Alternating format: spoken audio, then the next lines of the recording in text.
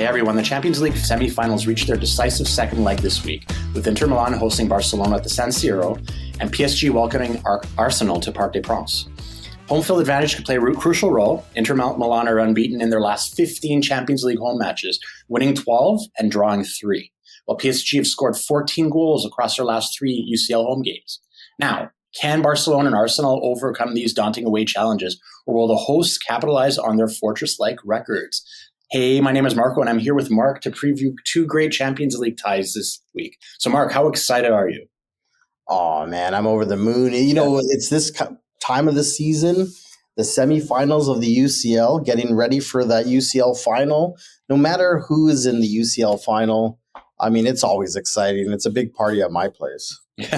For sure. Okay, let's kind of jump right into it. So game 1, Inter versus Barcelona. Now, this is off to a clean start because they had a 3-3 draw at Camp Nou. So like I said before, this is in the San Siro. So I don't know if it has any kind of home team. I know that it's a very daunting stadium. Like I've actually had a friend of mine take like a panoramic shot of, you know, the upper rungs of the stadium, and it seems pretty insane in there. Yeah, I mean, where do we start with this one, Marko? I mean, that last game, if we just briefly touch upon it, I think it's fair to say it was a bit of a shock to everyone that Inter got a quick 2-0 lead. Beautiful goals, though. Of course. That first goal by Thuram with that little trick flick, and then Dumfries with the bicycle in there. Yeah, that was stellar. It was. But it was amazing to see. I wanted to see how Barcelona, obviously a talented team, how they would respond mentally. They're at home. They're down 2 goals, quite capable, and, you know, came back, right? Right. No. So we saw some crazy performances, but you just mentioned Denzel Dumfries, but Lamine Yamal just showing his class and, you know, maybe making kind of that push to say, I'm not too young for Ballon d'Or, which is a little bit crazy. Yeah, he's been impressive. Been impressive in this UCL run. That goal he scored, you almost think, that's what he's going to do and that's what's going to happen. Why don't you stop him? He just makes it look so easy. It really looked like an easy goal for him, but quite a remarkable skill set to do that, right? No, amazing. And I want to take it back to the teams because I feel like, a lot of people say that, the Champions League form is so much different than the league form, but the league form is kind of an indicator on how they're going to be playing in the next game, right? So I've been actually taking a look at this because the Serie A has been very, very interesting the last few weeks. So in the last few weeks, though, Inter Milan, they've had a little bit of a drop in form. So over the last 5 games, they have 2 wins, 2 losses, and a draw. So just recently on the weekend, they won 1-0 over Hellas Verona, which isn't, the stellar squad. I'm like, no offense to Hellas Verona. And that was from a goal on the penalty spot. So, you know what? Like, they're struggling. They're actually 3 points behind Napoli. With a very, very similar record. And I think the only chance they really have of really kind of overtaking this lead is if Napoli finds a way to drop points over the next little bit. But, honestly, Inter not looking so phenomenal in league play going into that. So I don't know if that makes much of a difference, but, that's where we are right now. Yeah, I really think it boils down to, and I'm going to repeat this throughout the podcast, it really boils down to the mindset. I don't know if Inter is trying to win UCL and the league. Obviously, that would be the desire. But I don't know if they've rallied around the mentality, hey, listen, we haven't won a Champions League in a while. Let's go after that. Yeah. Because they have been dropping games. I don't know if when you were talking about the games they've dropped, were you taking into consideration also the Coppa d'Italia? Yeah, of course. Yeah, they lost that to Milan as well, right? So that's got to be bitter for them too, especially seeing where Milan is in the standings. I believe they're currently 9th, right? Yeah. Well, I could take that off on a different podcast, but I was saying like Milan really didn't have much to play for. So this was a much bigger game to them than it might have been to Inter. But again, you're right. Like, but the rivals, right? 100%, right? And just like, again, you have to take a look at it. It's like you almost have to pick and choose your battles, right? You can't win, the triple or the quad every single year, right? That's You right. almost have to double say, hey, you know what, is champions my goal? Is winning the league my goal? Because you have to be realistic, because it's really, really hard to play a full squad for every game, midweek, end of week, like during league play. It's insane. And that's why I'm going to throw this out there. I think what's also lost is the money. Yeah. Winning Champions League, okay, having that sort of money that you're winning. Yeah. I think when teams reach the semis and teams like Manchester City and Real Madrid and Liverpool are not in the semis, I think they're all thinking to themselves, listen, we have a legitimate shot. Yes. So I think in that respect, I do think Inter Milan is sort of really banking on this, right? Really banking on beating Barcelona. Hey, listen, they left Spain with a draw, which was massive already. Yeah, of course. So. And I just want to point out, if anybody hasn't watched that game, go on YouTube and catch a long play of it, because it was unreal. Just the storyline back and forth, the goals. It really was one to watch. Yeah. Yeah. And I'm just going to go jump back to, so we talked about Inter Milan and their recent form. How about Barcelona and their form? Like, honestly, I think they're in excellent form, right? On the weekend, they just won 2-1 over Valladolid, with Fermin Lopez and Rafinha scoring. We all know that Copa del Rey win over Madrid, which would seem like such a big kind of stake in the season, even though it was just Copa del Rey. But, and they also have El Clasico, so they're still playing Madrid one more time on May 11th. So there's a lot happening. But honestly, Barcelona looks in excellent form. Like, what do you think? Yeah, and again, it goes back to that word of mindset. I think beating Madrid, that's huge for their mental toughness. Yes. Right? Having guys perform when other guys are injured. So they were missing Lewandowski. Yes. Right? But having other guys step up. I mean, Rafinha, I was a big critic of him when he first started at Barca. I think everybody was. Yeah, I mean, he hadn't shown enough prior, but clearly he has demonstrated quite the skill. Oh yeah, he's been amazing for Barca in the Champions League, especially. I think he's up there, maybe second in goals and first in assists. I think I could be wrong. Well, I definitely think he's been a leader on that team, and he has been insanely talented. So you mentioned Lewandowski earlier. So it looks like he's going to be back for this game, though, too. He is coming off the bench, yeah. Yeah. Do you think that's going to give them a little bit more of a dynamic to have that sort of really kind of that solid number 9? Not at his prime anymore, but just like that extra little bit as a number 9, putting something in. Yeah, I mean, with this talented squad on Barca, having Rafinha, having Lamel, and then having the ability to bring in a player like Lewandowski, come on, this guy's amazing. And to have him on the bench and be able to bring him on late in the game, what if the game is tied really late? Yeah. And you have the opportunity to bring on a Lewandowski? Yeah. That's amazing. You don't know if you're going to kicks. Yeah. No, that's another thing. Right? That's another thing. So that's where I was actually going to end off, like, this first part of the game. It's like, what's your prediction here? Like, what do you think the score is? And does it go to pens? Okay. I do think the way Barca kept coming back, not to say that Inter was lucky. I do think there was some defensive collapses that allowed Inter to score. This is a tough one to predict. I do have a gut feeling that Barca is going to pull it off. They are playing at the San Siro. I'm going to say either like a 2-1, 3-1 Barca. Yeah? Yeah.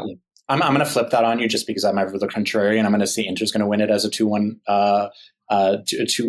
over Barcelona. I just feel that Inter has that ability to sort of really stifle people and stifle teams, right? And although, like, I don't know, game 1 seemed like a brawl, and they actually came out firing with that quick goal by Thuram. But I don't know. I just like I'm just looking at this and saying, you know what? If everybody's picking Barcelona, I know a lot of people are. Again, it is in the San Siro. That's my call. Inter 2-1. What about this Ter Stegen? Is he back? Is he playing? As far as I know, he's back. So you know what? Whether he plays the Champions League game, I'm not 100% sure. Yeah. If this is the time to actually start a keeper that's been out for such a long time. Yeah. The league is one thing, even though they are trying to push in the league as well to isolate and actually win La Liga. But that's going to be really, really interesting. I think if he plays, I think Inter Milan has more of a chance, and I'd say they'd win actually. Yeah. Yeah, and then another thing I did mention on a podcast previously. So Szczesny being their sort of caretaker keeper, coming out of retirement in order to play. So again, he's a longtime Juventino, so and he doesn't want anything more than to just kind of in Inter's play, right? So that's an interesting story there. Okay, jumping into game 2. Now this is PSG taking on Arsenal, and this game's at Parc des Princes, and PSG is going in with a 1-0 lead. However, they have had a little bit of a mixed run of form kind of going into the Champions League right now. Just on the weekend, they lost 3-1 to Strasbourg in Ligue 1. However, I think, it might be a little bit of, not their complete focus on the league, as they've already, I believe they've already captured the league. They've already captured the league. So really, is it really their focus on there? Just want to make sure that, they're coming into this Champions League tie, which would be huge for them coming into that. So a little bit of a domestic setback. We do have really players that are playing really, really prime form. Like, I don't know, is Ousmane Dembele, is he in the Ballon d'Or running? Like, I don't think anything's official quite yet, but is he in the kind of the last bunch of people that are being considered for it?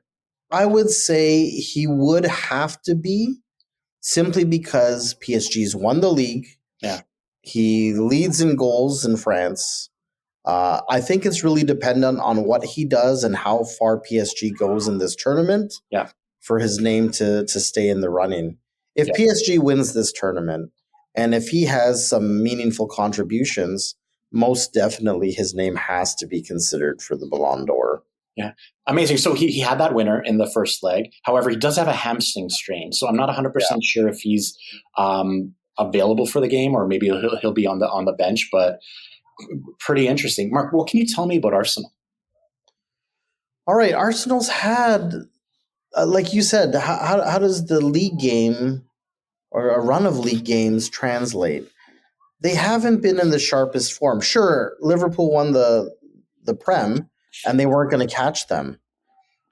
But I think with that said, they should have put on a better performance, right, on the weekend, and they didn't. They drew Bournemouth, right? Yeah. I don't know. I think, again, with this Arsenal team, it boils also down to mentality. I thought they didn't have the right mentality back in February for chasing down Liverpool. Now, playing in France, playing in Paris, they'll really have to show a lot of strong mentality. Playing at home is one thing, but playing in Paris, that's a tough stadium to play in. Yeah. And so do they have the mentality? Declan Rice, to me, those 2 goals against Madrid aside, it looks like he's starting to rise to the occasion. I think so. As a leader, right? Almost taking over from Odegaard. Mm-hmm.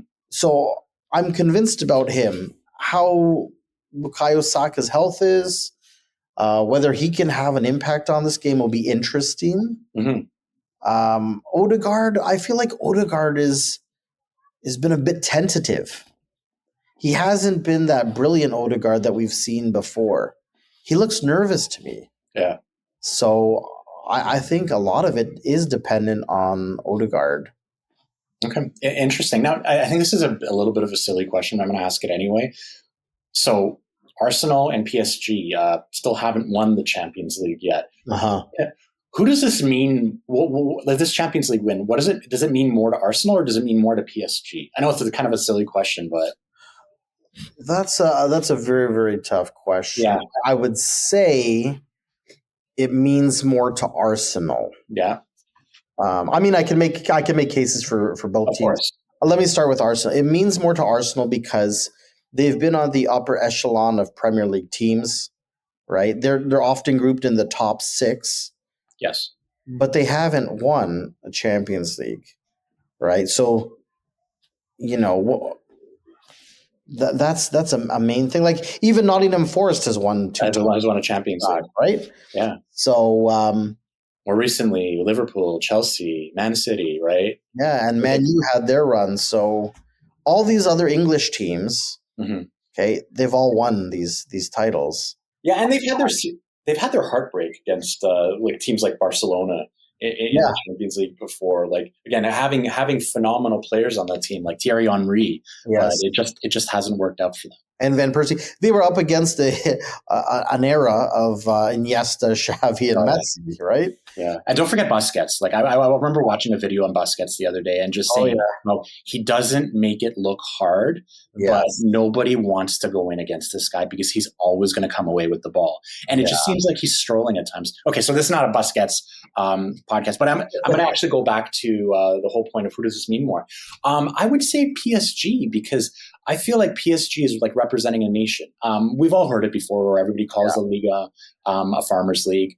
Not much competition. PSG just kind of rolls to the end. Not all the time, but very often. Again, their bankroll is a lot larger than a lot of the other clubs. yes, I feel that French talent is some of the best talent in the world, whether they play in Liga or not. However, I don't know.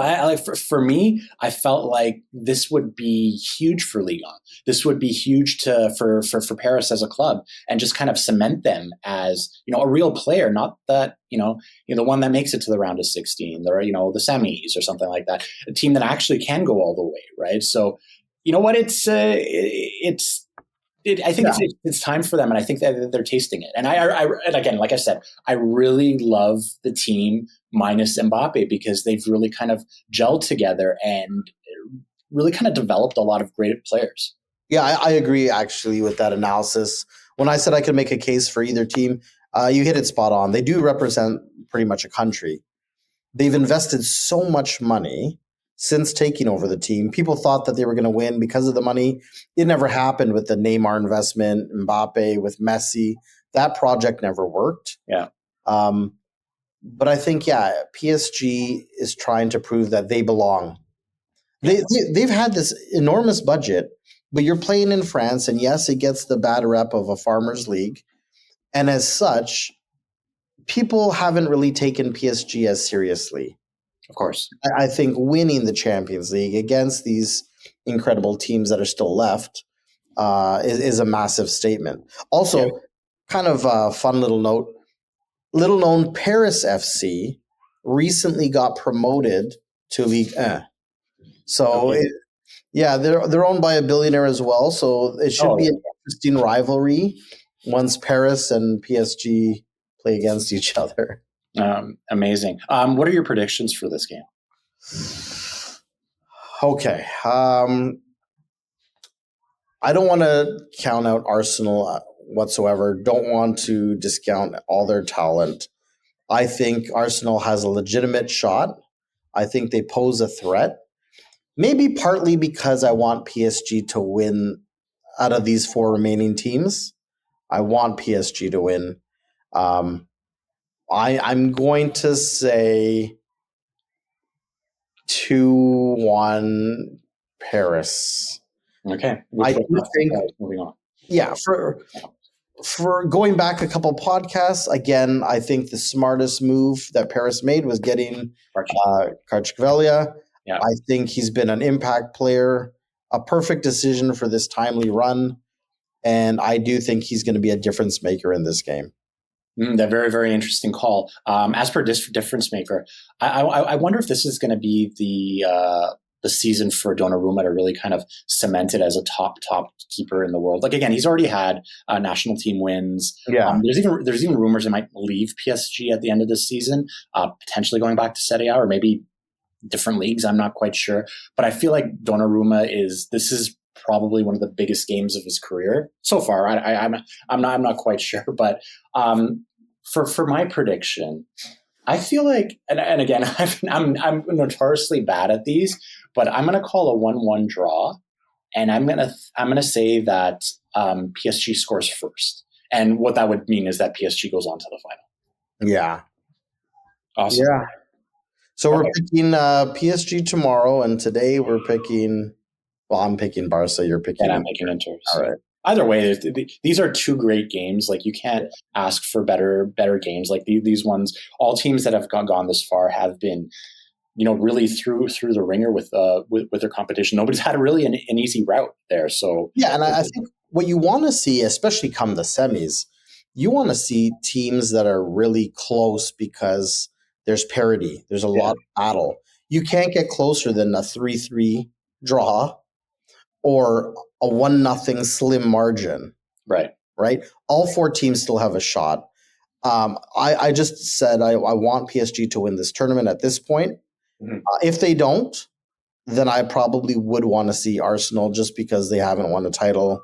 I don't want to see Barca win it. Yeah.